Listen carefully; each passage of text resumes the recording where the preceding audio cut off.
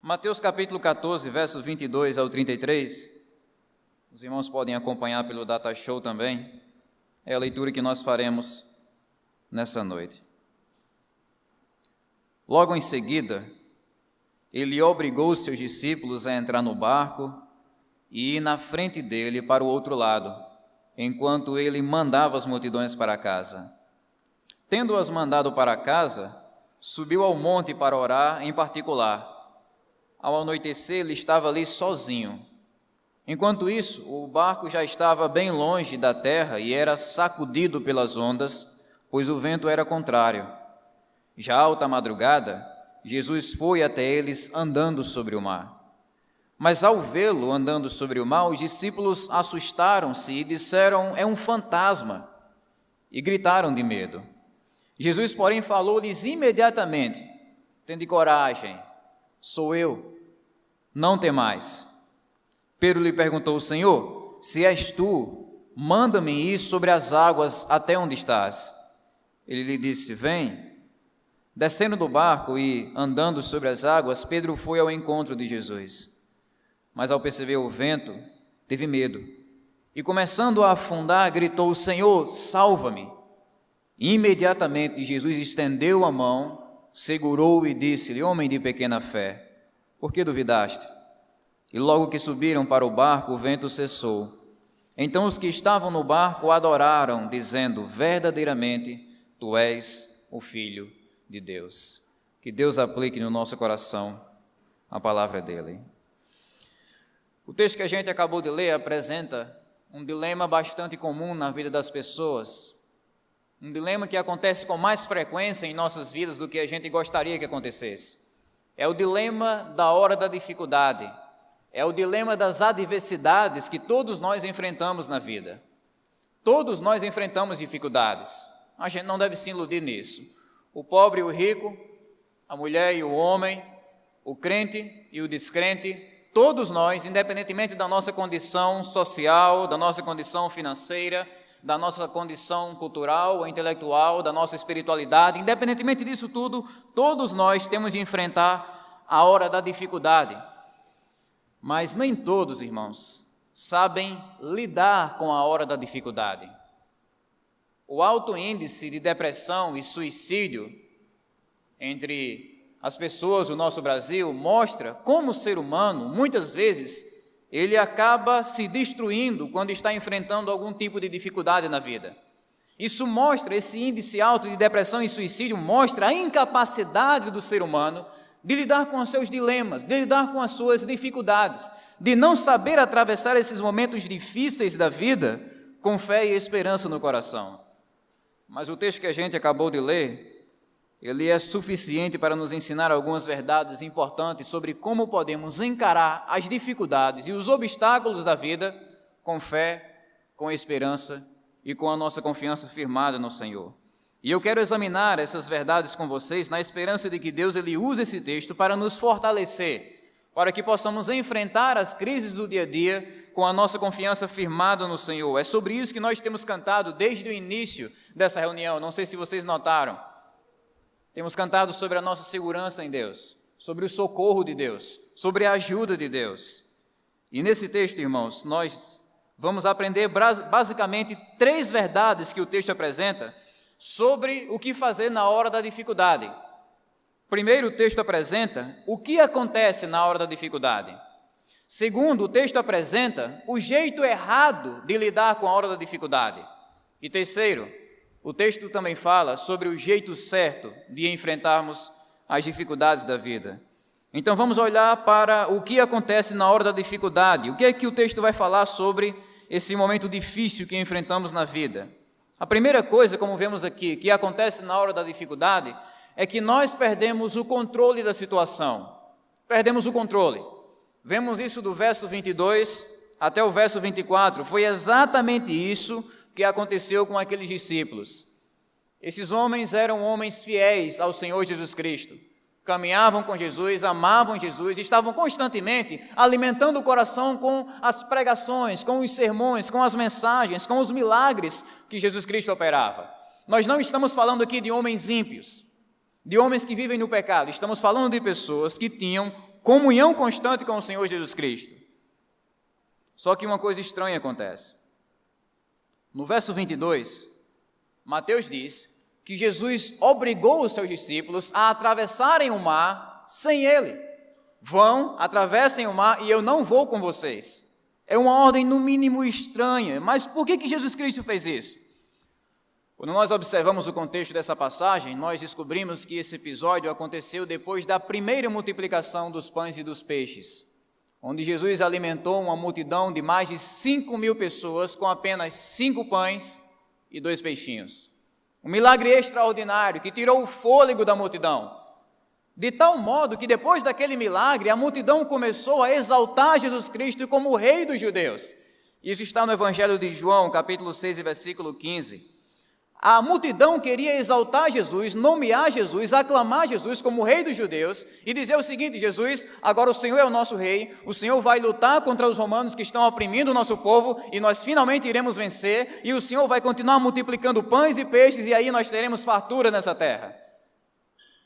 É isso que a multidão queria, uma euforia precipitada. A multidão não entendia que o reino de Jesus não é terreno, é um reino espiritual. A multidão não entendia a verdadeira identidade de Jesus. Ele não veio para ser um rei, governar e submeter as nações fisicamente falando. Ele veio para ser primeiramente o Cordeiro de Deus que é sacrificado na cruz para tirar os pecados do mundo. Mas a multidão estava com aquela euforia toda.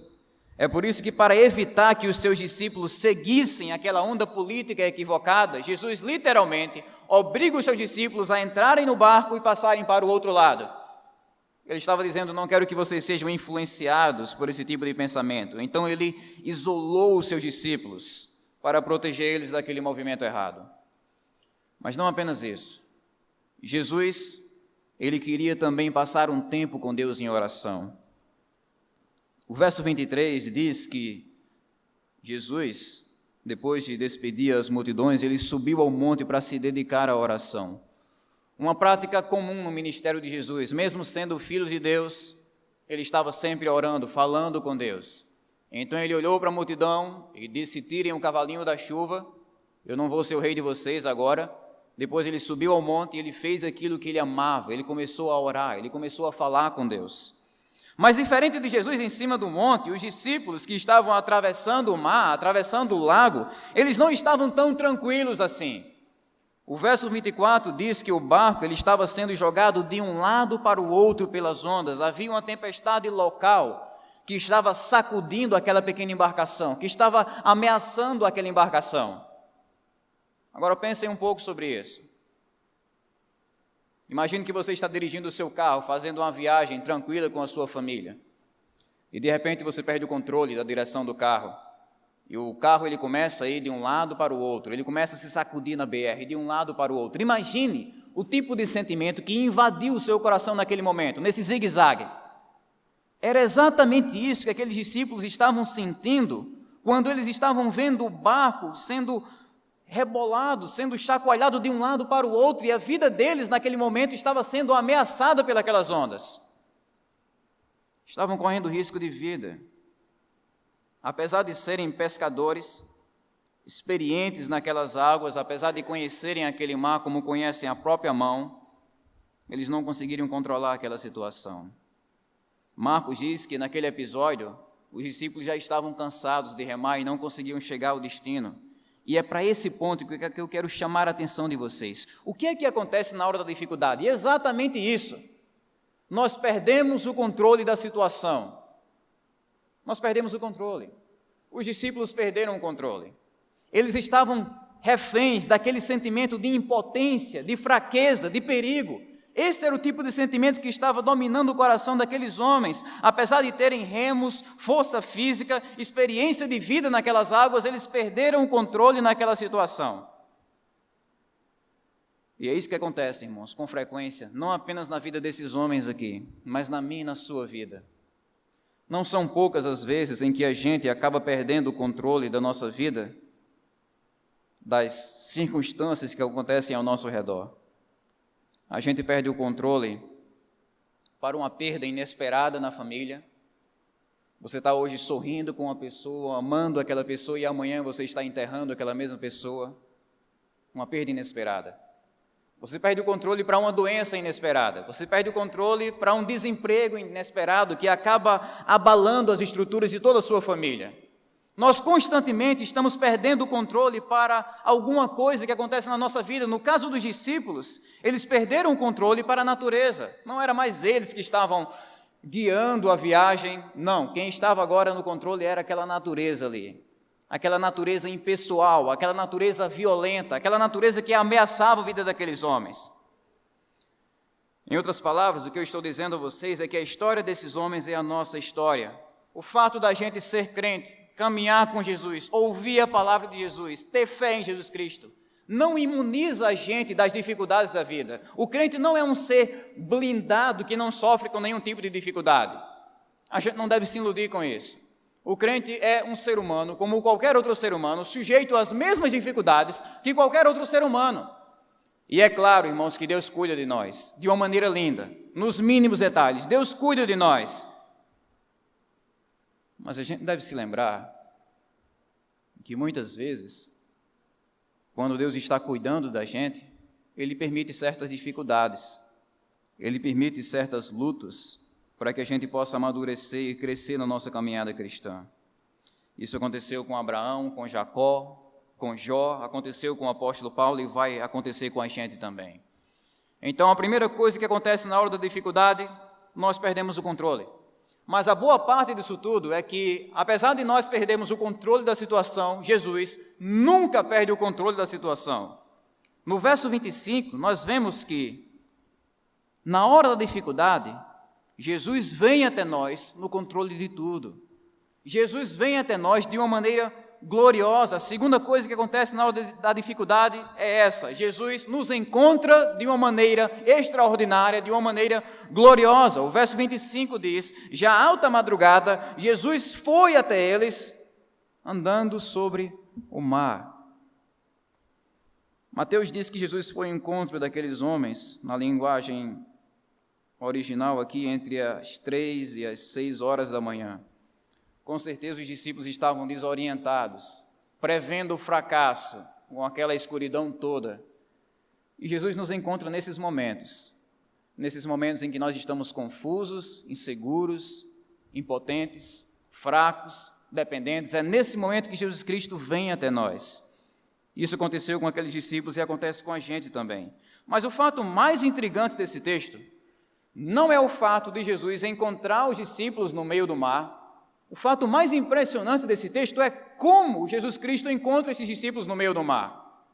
Jesus veio até eles andando sobre o mar. O texto diz que Jesus estava andando sobre as águas.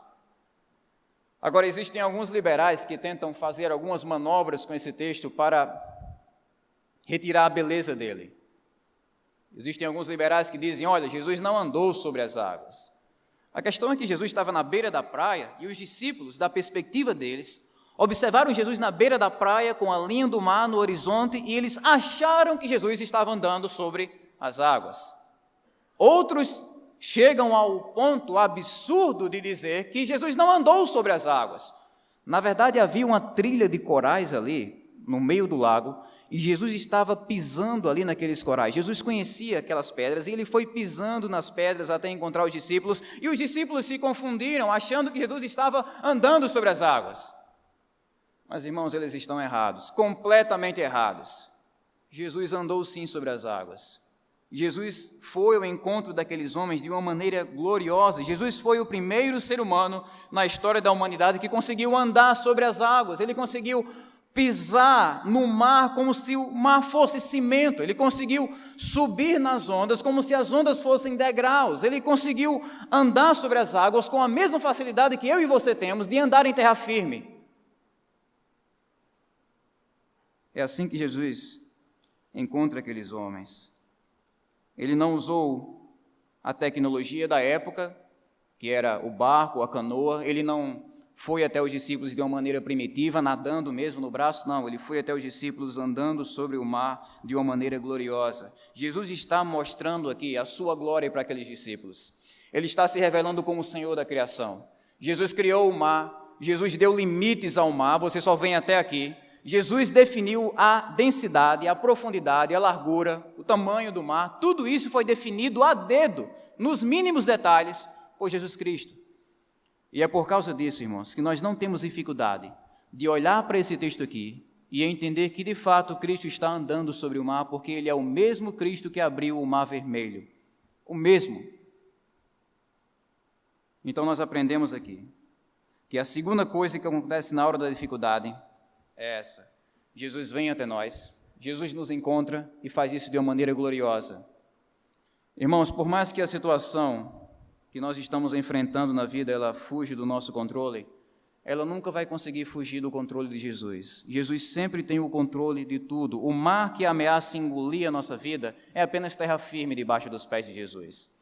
Aquilo que ameaça destruir a minha vida, sua família, falando de um modo mais geral, a nossa nação, o nosso mundo, não é nada diante de Cristo. Cristo anda sobre as águas e Ele vem até o nosso encontro.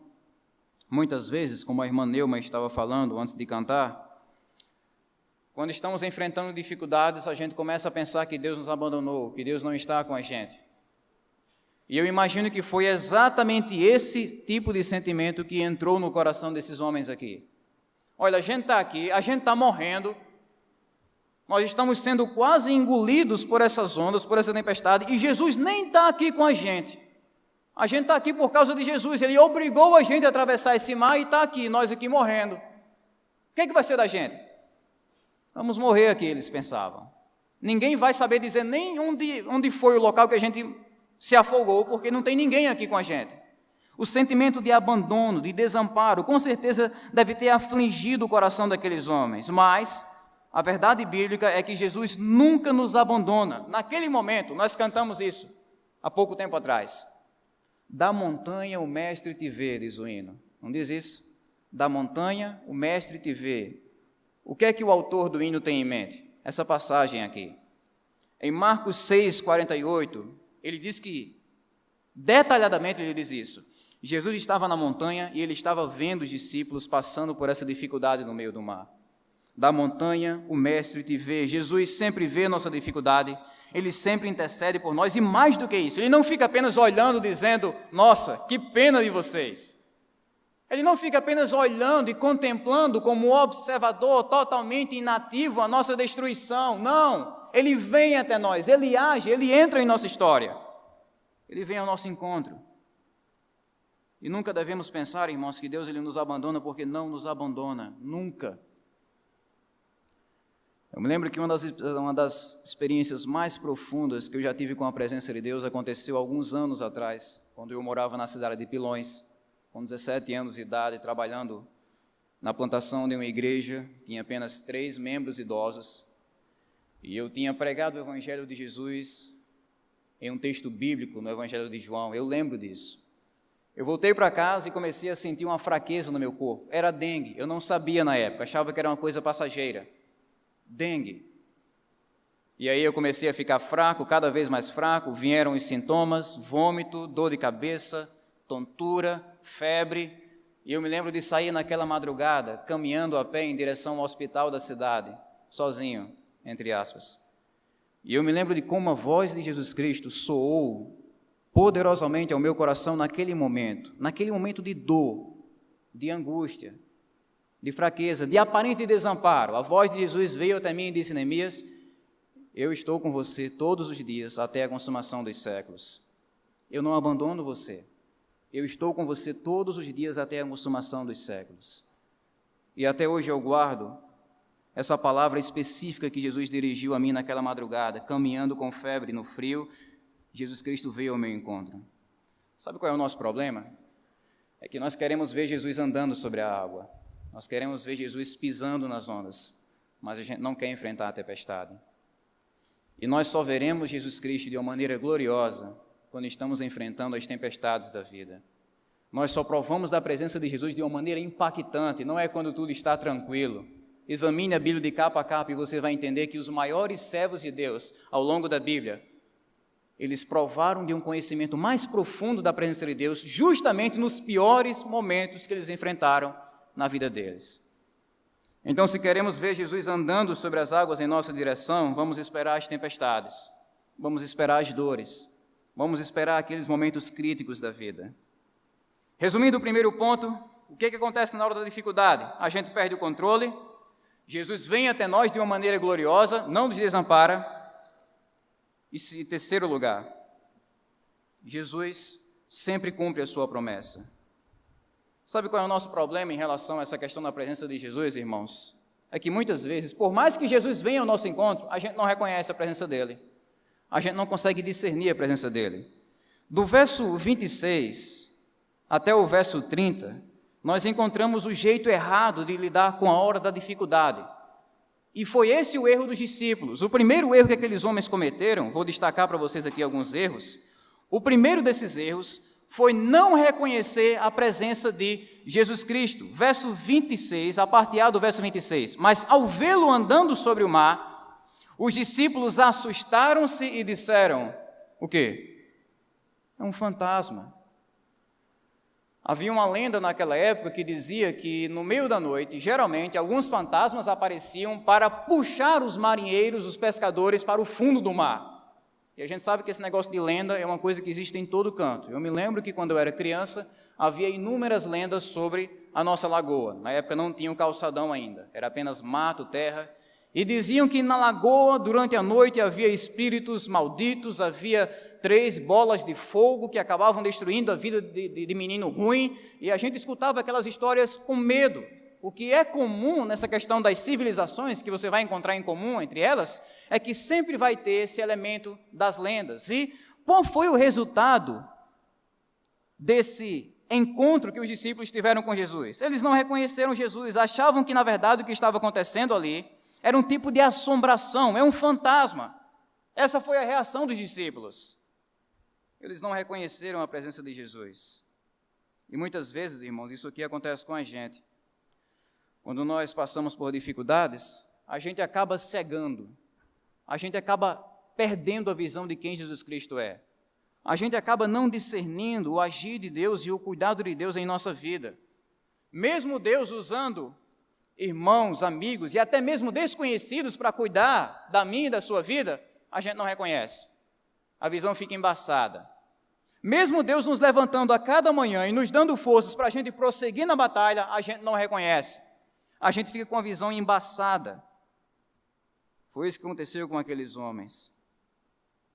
Não conseguiram entender a presença de Jesus. Tudo isso como resultado do medo. Olharam para Jesus Cristo e acharam que era um fantasma. E vocês sabem que uma das coisas que o medo faz no nosso coração é exatamente isso. O medo, ele distorce nossa visão. Você que é mamãe, já ouviu isso? Mamãe, tem um homem olhando para mim lá na cozinha. Criança diz. Aí quando a mãe vai lá, liga a luz, é o quê? Uma vassoura. Talvez eu diga isso por experiência própria, talvez. Mas o medo faz isso, e a gente consegue entender o que é que se passa no coração desses discípulos aqui. Ora, estavam lá, morrendo, à beira da morte, e de repente eles olham para o horizonte e vêem um vulto. Eles vão olhar um para o outro e dizer, olha, a morte nem esperou a gente se afogar, está ali, veio buscar nós. É um fantasma, eles disseram. E esse foi o segundo erro que eles cometeram, irmãos. Entregaram o coração ao medo. O verso 26 diz que eles gritaram de medo. Se você pegar um lápis e você começar a sublinhar cada vez que a ideia do medo aparece nesse texto, você vai ver que esse foi um dos principais problemas de toda essa história aqui, o medo. Se assombraram, ficaram atemorizados com aquilo tudo. Como a gente sabe, o medo é a consciência do perigo. O medo não é ruim em si. O medo é bom até certo ponto. Por exemplo, por que você tranca a porta da sua casa à noite? Por que eu e você trancamos a porta da casa à noite? Por medo. Isso é bom. Por quê? O medo desperta o nosso coração. O medo, ele deixa a gente em estado de alerta, mas o medo também pode provocar nossa destruição, se for excessivo, se for violento, se dominar o nosso coração, como estava dominando aqui o coração desses homens assombrados, tão assombrados que estavam confundindo a pessoa de Jesus Cristo com algum tipo de Gasparzinho. E ficaram atemorizados. Irmãos, o que nós aprendemos aqui nessa parte do texto é que havia 2 tempestades destruindo o coração daqueles homens. Uma fora e outra dentro. Uma no mar e outra no coração. uma provocada pelo vento e a outra provocada pelo medo. Então a grande questão não é o que está acontecendo ao seu redor, a grande questão é o que é que está acontecendo aqui dentro em você.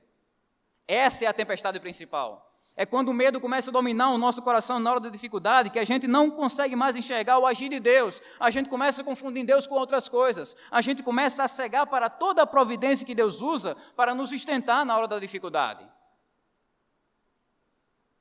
Existe muita gente que, infelizmente, sofre com essa questão do medo, como esses discípulos sofriam aqui. Mas sobre isso Jesus diz, João 14:1, não se perturbe o coração de vocês, creiam em Deus, creiam também em mim. O melhor remédio contra o medo, a fé. Creia em Deus, confia em Deus, descansa em Deus. O terceiro erro que esses discípulos cometeram, mais especificamente Pedro cometeu nessa hora da dificuldade, foi o erro de olhar mais para a luta do que para Jesus. O erro de olhar mais para a dificuldade do que para Jesus Cristo. O texto diz que naquele momento, quando Jesus se identifica para os seus discípulos, diz, olha, sou eu, não tenham medo, sou eu. Os discípulos então se acalmam e Pedro era aquele cara impulsivo. Vocês conhecem bem, aquele cara que é levado pelo calor do momento, age sem pensar. E aí Pedro diz, Senhor, já que é o Senhor, essa é a tradução mais precisa. Ele sabia que era Jesus. Aí ele diz, já que é o Senhor, então deixa eu ir até o Senhor. Pedro propõe esse desafio para si mesmo, diante de Jesus. E Jesus diz, venha. Pedro começa a caminhar sobre as águas de uma maneira gloriosa, só que por pouco tempo. Quando Pedro começa a olhar para as ondas, para o vento, para a tempestade, ele começa a afundar. O texto diz isso no versículo de número 30. Mas ao perceber o vento, teve medo e começando a afundar, gritou, Senhor, salva-me. Vejam, irmãos, enquanto Pedro estava olhando para Jesus, ele conseguia caminhar. Mas quando ele tirou os olhos de Jesus, uma coisa simples, Pedro não começou a pular e tentar entrar na água, mergulhar na água, não, ele fez uma coisa simples, um simples olhar, tirou os olhos de Jesus e começou a afundar. Existe muita gente que afunda no meio da dificuldade porque deixa de olhar para Jesus, deixa de orar, deixa de ler a Bíblia, deixa a comunhão de lado, deixa a igreja de lado, deixa a fé de lado, e a pessoa se concentra só na dificuldade, só no problema, só na tribulação que ela está enfrentando. E o que acontece? Começa a afundar. Porque quando nós tiramos os nossos olhos de Jesus e começamos a dar lugar ao pessimismo, aí a gente afunda. A gente afunda diante das dificuldades. É o que Jesus diz em Mateus 13, do 20 ao 21, sobre a parábola do semeador ou a parábola dos solos. Quanto ao que foi semeado em terreno pedregoso, este é aquele que ouve a palavra e logo recebe com alegria. Todavia, visto que não tem raiz em si mesmo, permanece por pouco tempo. Quando surge alguma tribulação ou perseguição por causa da palavra, logo a abandona. Irmãos, o que esse texto está nos ensinando aqui é que a gente não deve se entregar às dificuldades. Uma coisa é você passar por dificuldades, outra coisa é você se entregar às dificuldades, você se render na luta. Foi isso que Pedro fez, se entregou ao vento, se entregou ao mar e começou a afundar, e esse foi o segredo da queda dele. Mas a melhor maneira da gente passar pela hora da dificuldade continua sendo essa, olhar para Jesus Cristo. Hebreus 12:1, vou ler para vocês. Portanto, também nós, rodeados de tão grande nuvem de testemunhas, depois de eliminar tudo que nos impede de prosseguir e o pecado que nos assedia, corramos com perseverança a corrida que nos está proposta, fixando os olhos em quem? Fixando os olhos em Jesus. Parecia um pouco seguro vocês. Fixando os nossos olhos em Jesus, o autor e consumador da nossa fé, o qual, por causa da alegria que lhe estava proposta, suportou a cruz, não fazendo caso da vergonha que sofreu, e está sentado à direita do trono de Deus. É olhar para Jesus, irmãos. Não olhe para a sua luta, não fique fascinado por aquilo que você está enfrentando, porque você afunda como Pedro, mas quando você coloca os seus olhos em Jesus Cristo, aí sim você vai conseguir caminhar, mesmo que seja em cima da tempestade. Resumindo, o jeito errado da gente lidar com a hora da dificuldade é não reconhecendo a presença de Jesus, é entregando o nosso coração ao medo e olhando mais para as dificuldades do que para o próprio Jesus Cristo. Mas qual é o jeito certo? É o nosso último ponto nessa mensagem. Qual é o jeito certo da gente enfrentar esse momento que acaba destruindo a vida de tantas pessoas? Esse momento da dificuldade. Primeiro, o texto diz que devemos atravessar as dificuldades da vida clamando a Deus em oração. É isso que está no versículo 30. Mas ao perceber o vento, teve medo e, começando a afundar, gritou: Senhor, salva-me. A parte B do versículo. Pedro gritou, ele orou: Senhor, salva-me. Foi uma das orações mais breves, mais diretas, mais desesperadas e mais eficazes da Bíblia. Simples, poucas palavras. Senhor, me salve. Quando Pedro estava ali afundando, foi isso que ele gritou para Jesus: me salve. Pedro não tentou nadar. Eu sou um pescador experiente, então eu vou conseguir nadar de volta para o barco. Ele não tentou sair daquela situação com as próprias forças. Ele orou, ele gritou como um homem desesperado, como um homem sem opção, como um homem dependente, totalmente dependente, como geralmente a gente se encontra na hora da luta, né? Desesperados, sem opção, dependentes. E Pedro gritou: Senhor, salva-me. Irmãos, nós aprendemos aqui com a oração de Pedro que a melhor maneira da gente enfrentar a hora difícil da vida é mantendo contato com Deus através da oração. Quando você sentir que está afundando no mar, ore. Quando você sentir a dor e a angústia, ore. Tiago 5,13, uma pequena frase, um grande ensino. Diz assim: está alguém entre vós aflito? Ore. A oração é o remédio para qualquer tipo de aflição que esteja destruindo a nossa comunhão com Deus, ou a nossa comunhão com a família, ou a nossa vida de um modo geral. Então, faça o teste. Se você estiver aflito, angustiado com dor, reserve alguns minutos para orar a Deus. Se ajoelhe, clame a Deus em oração e veja se você não melhora. Isso não é superstição, irmãos. Isso é promessa de um Deus vivo, de um Deus que olha para nós, de um Deus que nos acompanha, de um Deus que cuida da nossa vida. Foi isso que Pedro fez quando estava naquele momento de dificuldade. Ele orou, e é a maneira certa da gente lidar com a dificuldade da vida. Segundo, devemos ter uma fé inabalável na hora da dificuldade. O verso 31 diz assim: imediatamente Jesus estendeu a mão, segurou e disse-lhe: homem de pequena fé, por que duvidaste? Vejam que, como resultado da oração de Pedro, Jesus salvou Pedro. Jesus estendeu a mão e salvou a vida de Pedro. Jesus não olhou para Pedro e disse assim: Pedro, olha, você está afundando aí por causa da sua falta de fé, então você tem que afundar mesmo. Quem mandou você não crer? Ele não fez isso. Ele não deixou Pedro morrer naquelas águas turbulentas, pelo contrário, ele estendeu a mão para Pedro e salvou a vida de Pedro. Mas vejam que o objetivo de Jesus não era apenas arrancar o corpo de Pedro da água. Jesus queria mais do que isso. Jesus queria arrancar a incredulidade do coração de Pedro. Ele queria arrancar a falta de fé do coração de Pedro. E é por isso que Jesus traz essa repreensão direta e severa: homem de pequena fé, por que duvidaste? Pedro, o seu problema não é que você não tem fé, você tem fé, mas a sua fé é pequena. Você duvidou. Apesar de acreditar em mim, de me ver operando milagres, você não acreditou que eu tenho controle sobre o mar. Você não acreditou que eu tenho o poder para secar esse lago, esse mar, com um sopro. Você não acreditou que eu tenho o poder de elevar uma montanha debaixo desse barco com um piscar de olhos. Você não acreditou em mim. Você tem razões para duvidar, Pedro? Jesus pergunta isso, Jesus confronta a falta de fé que havia no coração de Pedro. E ele chama Pedro aqui para ter uma fé inabalável, uma fé que não é abalada pelas dificuldades e pelas circunstâncias da vida. E esse é o tipo de fé que devemos procurar, irmãos, na nossa vida cristã. Ter fé quando está tudo bem é fácil, qualquer pessoa tem. Mas ter fé quando você corre perigo, quando você perde o chão, como esses discípulos perderam aqui, literalmente não havia chão, havia apenas a profundeza do mar ameaçando eles. Quando a gente perde o chão, aí sim é que a gente vai entender a qualidade da nossa fé. Mas seja como for, Jesus ele desafia a gente para ter uma fé inabalável. Devemos continuar olhando para Jesus Cristo e caminhando em direção a Ele, independentemente do que esteja acontecendo ao nosso redor. Do vento empurrando o nosso corpo ou das ondas molhando os nossos pés, devemos continuar olhando para Jesus na hora da tempestade.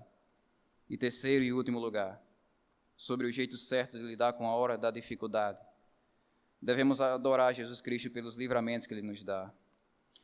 Verso 32 e 33.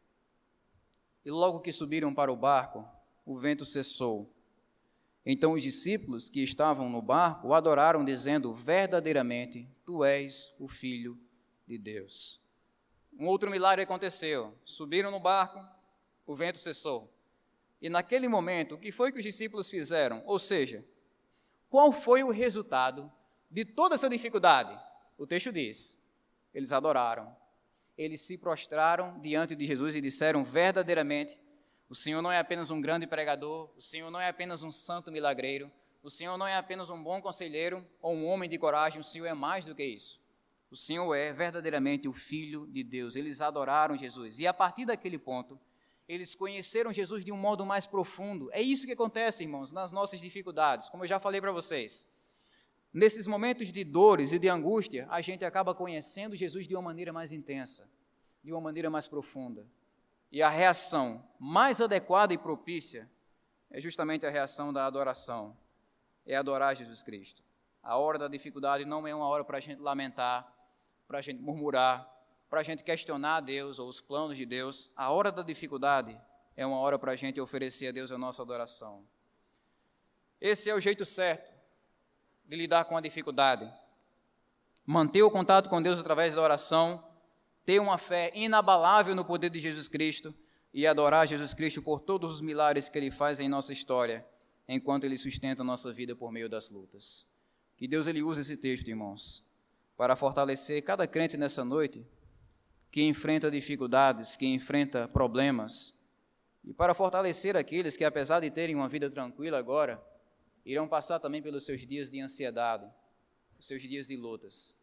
Que nós possamos manter esse texto bem vivo no nosso coração e ter essa fé inabalável, esse contato com Deus através da oração e essa confiança nas promessas de Jesus. Amém, queridos? Que Deus então nos abençoe.